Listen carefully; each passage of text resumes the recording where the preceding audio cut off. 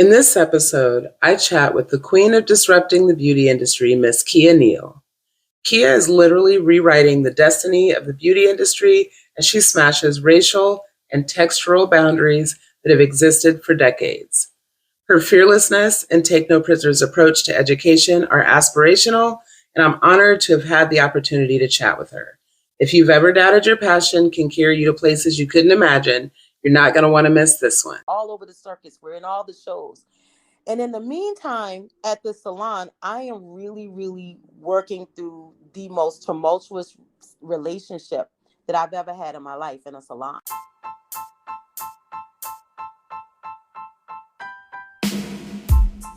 Hey, welcome back to Therapy Sessions. That's THAIRAPY Sessions. I'm your host, Tasha Davis, also known as Auntie Hair Coach, and I help stylists discover their unique brand and use it to disrupt the beauty industry. To be disruptive is to prevent something from continuing or operating in a quote-unquote normal way, to be innovative or groundbreaking. Now, when I talk about disrupting the beauty industry, it makes a lot of people a little bit nervous. There's nothing the status quo would like more than to continue doing things as we always have. But here's the thing. We are a bunch of creators. We're artists, we're dreamers, we're rock stars. We cannot stay the same even if we tried. What I'm suggesting, encouraging to be clear, is as you're journeying through your career, you're going to find gaps and disparities in the industry. So I'm encouraging you to use your unique talents to fill in those gaps. My hope is that everyone who can hear the sound of my voice will, when you hear stagnant stylists say things like, well, that's just how it is, or that's how it's always been, or you just have to pay your dues, that you can just call them on their BS, or at the very least, remove yourself from that toxic environment. Not saying that you don't have to pay your dues, but you pay your dues by doing the work.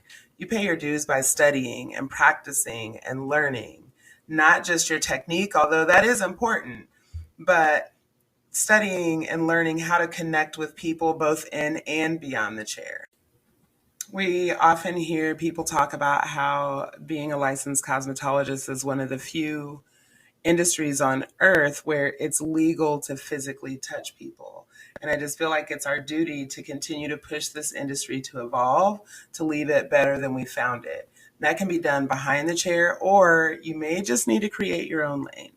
Speaking of creating your own lane, today's guest has definitely created her own lane in the industry, and the industry will certainly be better when she leaves it.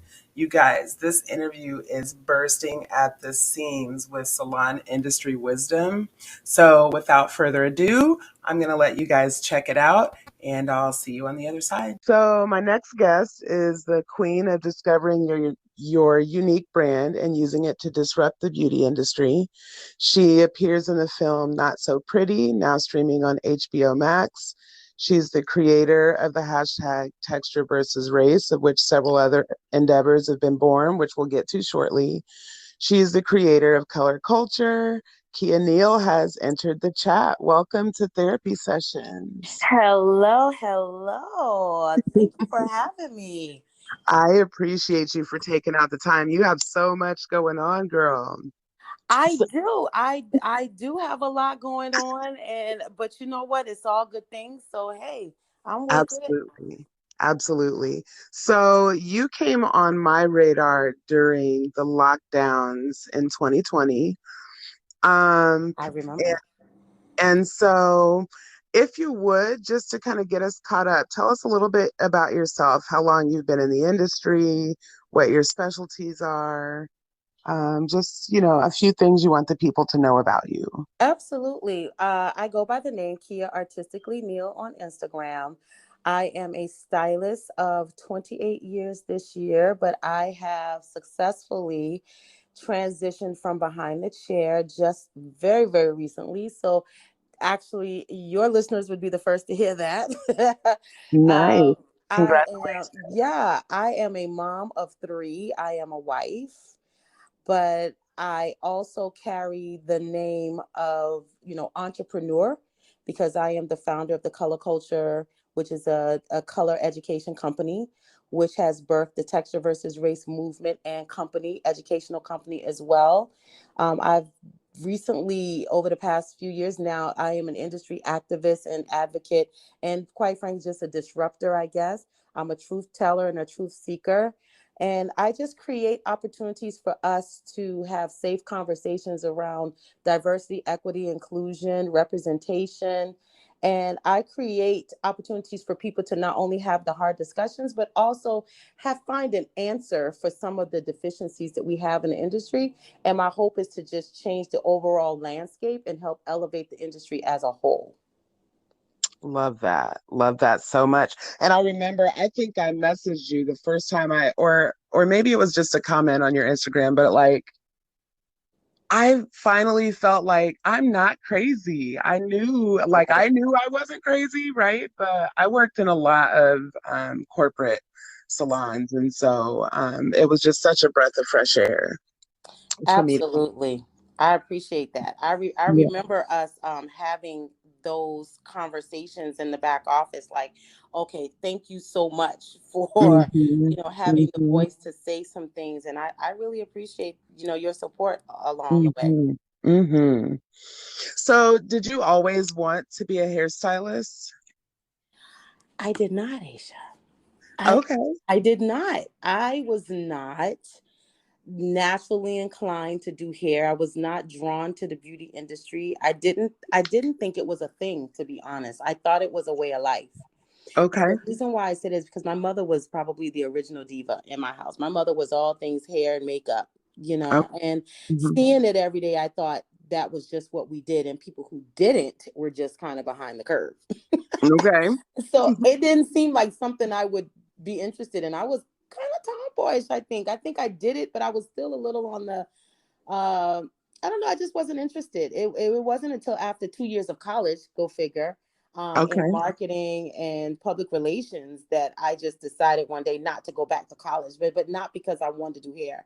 Someone else literally said, you should do hair because you're good at it. And I was like, you think so? I was like, I don't think so. They were like, yeah, you are. I'm like, why would I go to cosmetology school? And they're like, to do hair for people to make money. And Yeah. so I toyed with the idea for a minute, and I I think I spoke it to the stylist that was doing my hair, and they referred me to Dudley Cosmetology University in North Carolina. And Okay. we went there, we looked at the space, looked at the facility, and then we decided, okay, let's do it. And it's just been history from there. Wow. I haven't heard the name Dudley in forever. Are they still open? Oh my gosh, yes, they Yeah, are. They have gone through their ebbs and flows like any other company, and I think sure. it's just been tough for them to transition from, being the staple and the pillar in the industry to now this new wave. But they're Sure. finding their space, and their products are still very much relevant and magnificent in the areas. They have their areas and pockets, but I Of still course. highly respect that company for being able to push through and being one of the only black-owned companies still standing Yes. from Yes. from that era, still from That's that era. beautiful. Yeah, I gotta go back and look them up now. I forgot. I just hadn't even thought about Dudley in forever. That's beautiful. Absolutely. Okay, so how did you feel, especially coming from a Black-owned beauty school? Did you feel equipped when you graduated beauty school? Like, how does that translate into the real world? Well, what it has done for me is that because I came out of an all black cosmetology school, I knew that I was not equipped to do multicultural hair and to do Okay. people that did not look like me. But I knew I always had the desire to. So I remember very early on doing double duty, working at a black salon and also looking to work at a multicultural salon. I actually went to work at, like, what was that place called? Oh gosh, not Bubbles. What's the other one? What's the first one that everybody goes in like a truck station? Um, What? what's the salon that everybody kind of goes to? When they kind of get out of school a little bit. If it's the first, it's one of the biggest brands. It's very It's a small. chain? Yes, it's a chain. It's a brand chain salon. It'll come to me in a minute. Um, Okay. very very solid salon. Everybody can get. They get the $10 haircuts. Like great clips? Like a great clips, but it's the other one, and I'm mad that I can't remember it because it's just right there on the tip of my tongue. But I literally worked there, and I messed up a lot of hair, and it was good because Uh-huh. nobody expected much from an $8 haircut now. Absolutely. Absolutely. So I got to get my thing, together and learn how to cut bangs, learn how to cut straighter and wavier hair. And I remember working with this other woman who back then wanted to work with texture hair.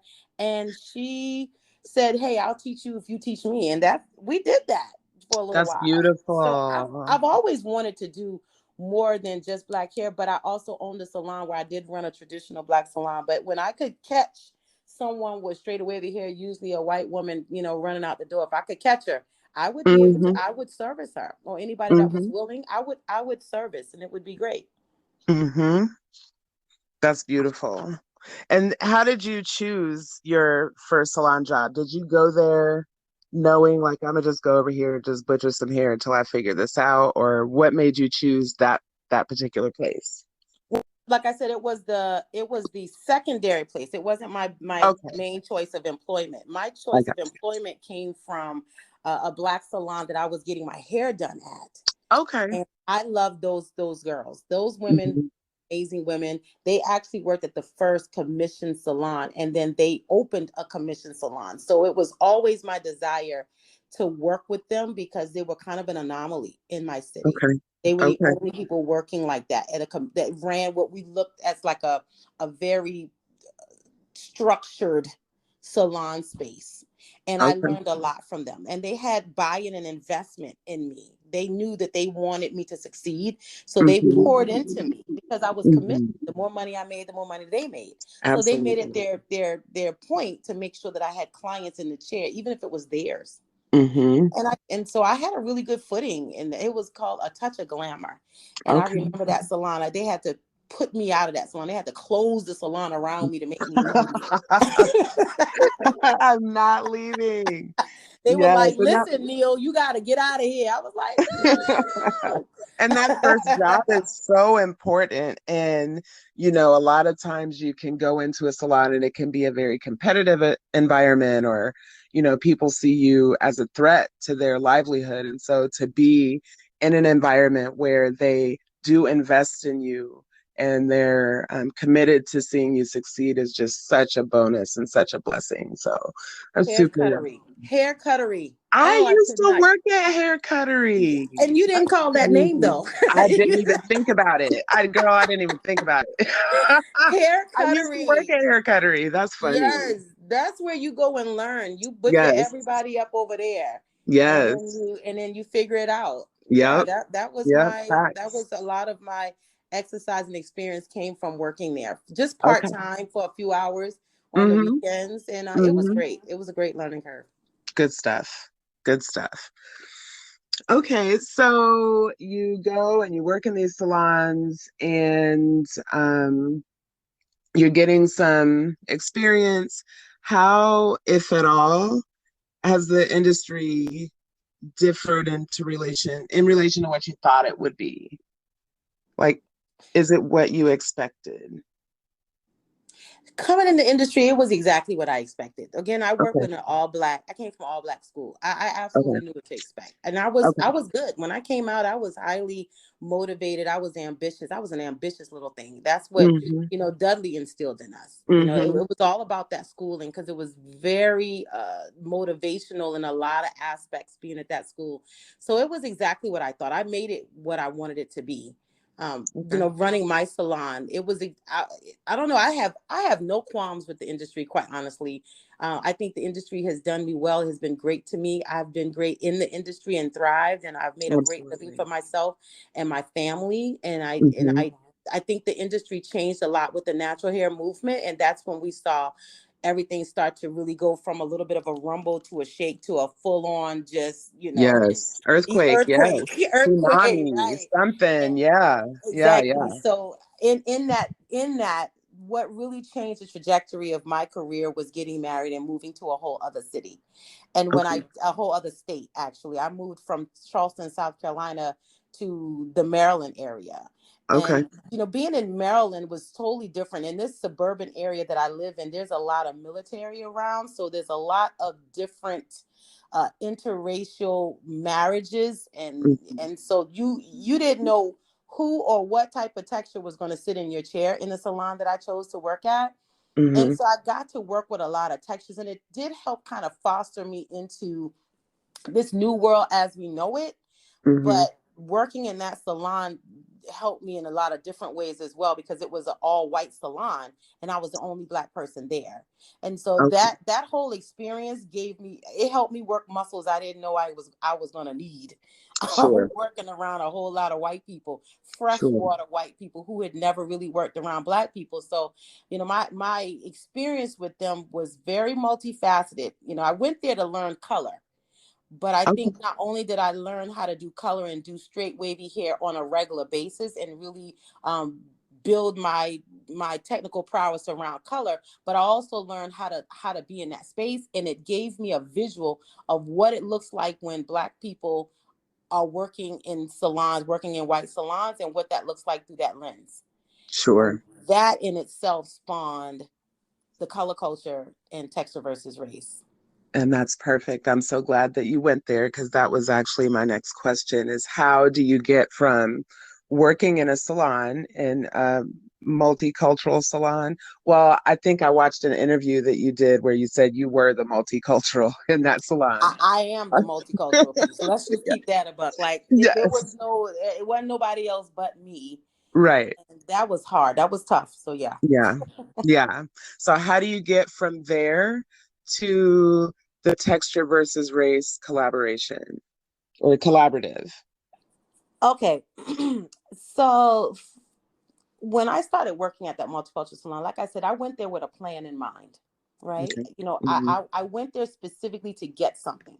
So I was already a platform artist for, like, Dudley and Influence Hair Care product. Like, I was already a teacher. I was already, winning competition. I was very decorated in my city, if you will. Like, Hmm. I had one of the best salons in South Carolina. I did the best hair. I can kind of Hmm. dust my shoulders off. I was one of the best in the industry. I had one of the biggest clientels. I was highly popular back then. There was no social media, so nobody can really, they can't fact check me on that unless you Right. call somebody, right? Hmm. but Hmm. but when I moved, I came very green. I took everything off. I never told them I owned a salon. I never told them I did platform. I never told them I was an educator. I went there clean. Like, all I got is a license and a will to learn. Yes. And with that, humbling myself and literally sweeping, cleaning, and assisting. Even though I was a stylist, I did all Hmm. those things so I could stay in the mix of what was going on around me and I could absorb and learn. And I learned how things were really happening in this salon, this white salon culture. And I realized very quickly that it was completely different than what the Black hair salon experience was. Hmm. And I automatically realized that we were missing something, that we were not a part or privy to the industry as we know it, or as they know it, as they knew it. We didn't Hmm. have that advantage. And so I started taking notes. And when I developed my curriculum for color culture, I developed it out of the space of, oh, I see how we're missing this. I Hmm. see why we don't understand color, or why it's the most underutilized service in our industry. I get it now. So I Hmm. developed a curriculum to answer questions that they had never even asked the question for. Yeah. The questions hadn't arisen. I just had the answer already. I was like, no, this is why you don't understand the difference between this and this, because Yeah. they're presuming that you already know, so they skip it. And Yeah. when you skip pieces of the equation, you always get the wrong answer.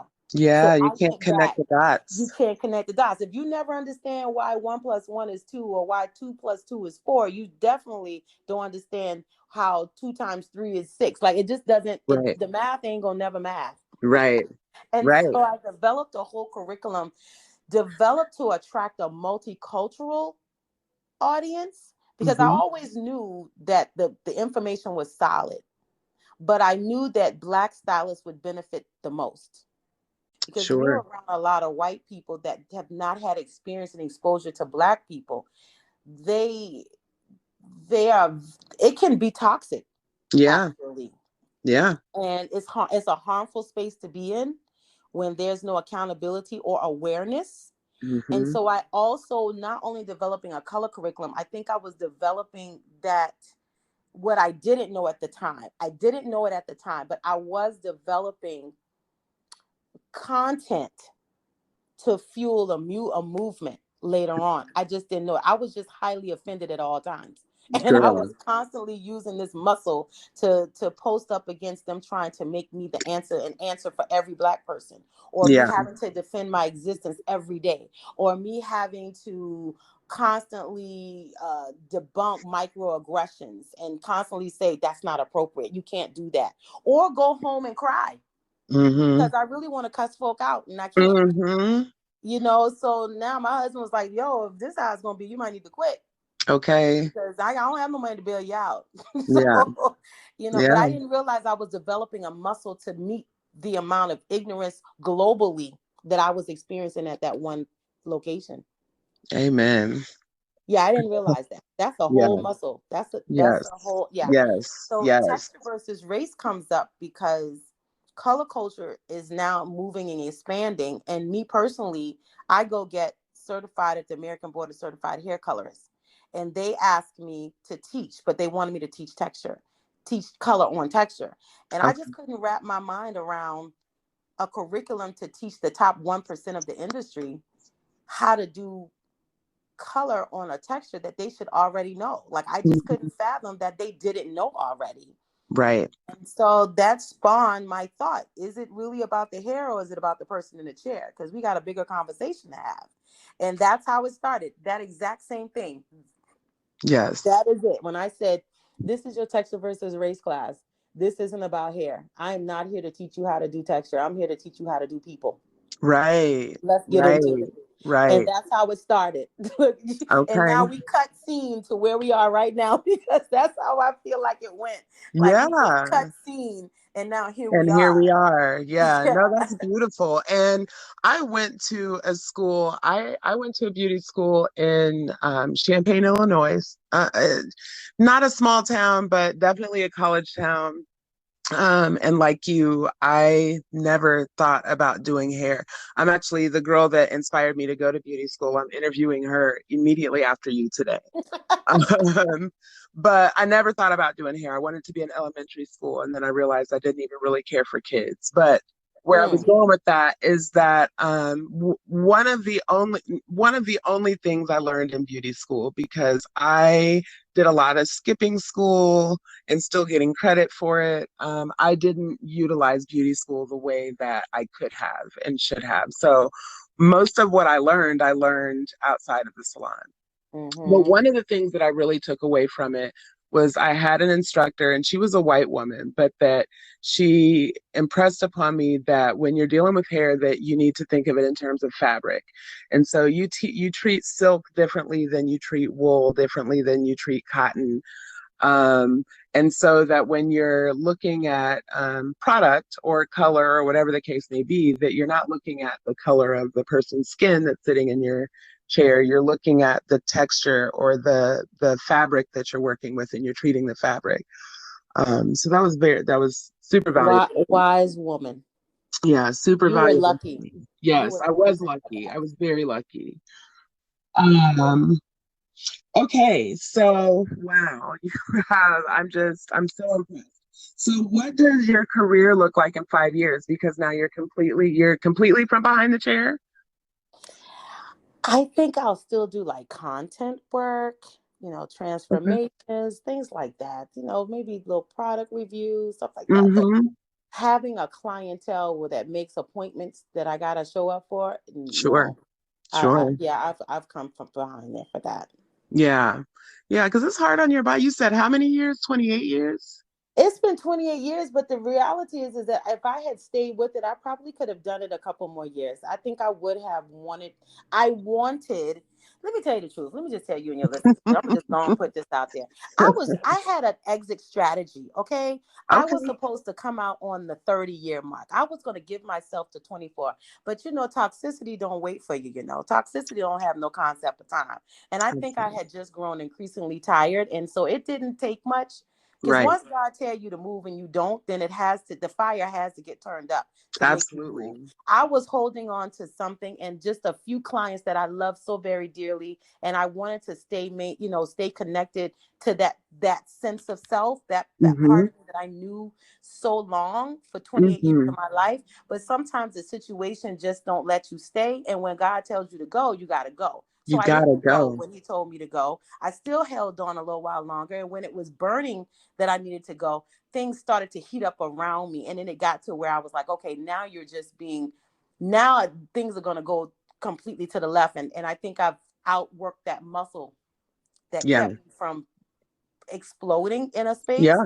So Yeah. now I had to go, let me go ahead and go before things get ridiculously Before I, crazy, right? Let me yes. just go and go. Before And I so wake when up and I got my hands around somebody's throat or you know what I'm something. saying? So the last time I heard somebody say something really slick, Mm-hmm. and I looked at her, and she tried not to look at me, and I went and I blow dried my client's hair, and it just seemed like once I blow dried that hair and we were done, I started unraveling and wrapping that blow dryer up, and then I was Mm-hmm. wrapping up the curling iron, then I was doing, and I said, let me get a box, and I walked that stuff out that moment, Mm. literally. Good for you. Good Yeah, for you. I wish I had gone earlier, because that was a 10-year relationship that I had developed with people who I would have hoped have grown as people, Mm-hmm. having had that relationship with me. But I Mm-hmm. understand that sometimes a fool just got to act the part when it's Mm-hmm. necessary. God will use a jackass if necessary.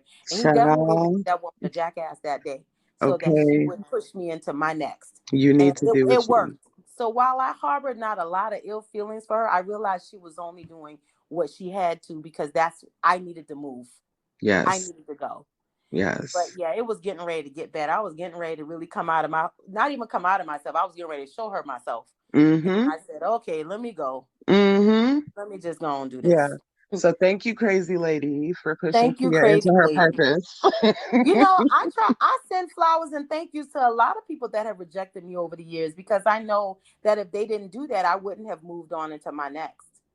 Okay. And so when you look at things that way, you almost need to send them some flowers and a Hallmark thank you card and say, you know what, Mm-hmm. thank you for doing what I didn't have the capacity to do for myself.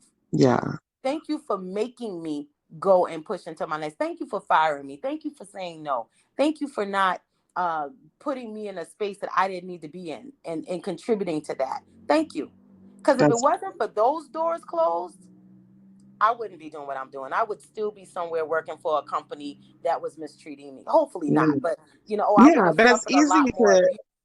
it's easy to be, especially if the money is there. It's very easy to get comfortable and complacent. So, Yeah. yeah. Well, it's easy to think that's where you're supposed to be, and that you're just supposed to suffer through and punch through, Mm-hmm. when Mm-hmm. really you're not. You're supposed to just move on. Like Right. there is a such thing as an expiration date, and Absolutely. anything that you hold or do after its expiration is going to rot and stink. It don't have no choice. Facts. So Facts. yeah. Okay, so what words of advice would you give to your younger self? So you're just graduating from cosmetology school. What would you tell yourself? From cosmetology school, what would I tell my younger self coming out of cosmetology school? Um, that's a really good question. I usually have a great answer, but just lately, I think I've reevaluated that answer. Okay. And I think what I would say for my life as a person would probably be the same, which Okay. is understanding that your journey is your journey, right? And every part of your journey matters, and you should honor every experience that you have. And creating those experiences, whether they're short lived, for a moment, for a long time, or not, they're going to matter in the grand schemes of things later. So, all of those experiences, up, down, good, bad, ugly, or indifferent, they matter in the puzzle of your life, the full picture of your life. And so, with that, I say never look at things as a disappointment or a failing. It was a learning, and it's going to matter. You're going to need it. Like, I thought for a long time that me quitting school and advertising, public relations, journalism, I was heavy into journalism. I thought that was wasted time, but here I am Using journaling, it all. using all of it, using Mm-hmm. my marketing, using my public relations, using my journaling, using my anchorage, like my voice. And Yes. God is saying none of it falls by the wayside. I'll use it all. Yeah. But if I had known that, I wouldn't have beat myself up for so many years thinking you dropped out of school. No, I didn't. I pivoted. Yes. I pivoted. You got exactly what you needed. So now you're on to your next. Yes, you messed that lady's hair up really bad, but you know what? You won't do it again. Right. Yes, you worked in the salon and it didn't work out for you, but you know what? You learned something, whether it was just what not to do. You learned that. Move on. So I think I would have been a lot more forgiving of myself for some of the things that I felt that I failed at, and I would have forgiven myself earlier, put it in the file of learning, of a lesson. I would have Yeah. filed it as a lesson quicker, and I would have moved on quicker and embraced my next and stopped mourning the past. Yes. And that's life. Yes, ma'am. Thank you so much, Keya. I'm sitting here with goosebumps, girl. I Oh, appreciate you. I really appreciate you taking out the time.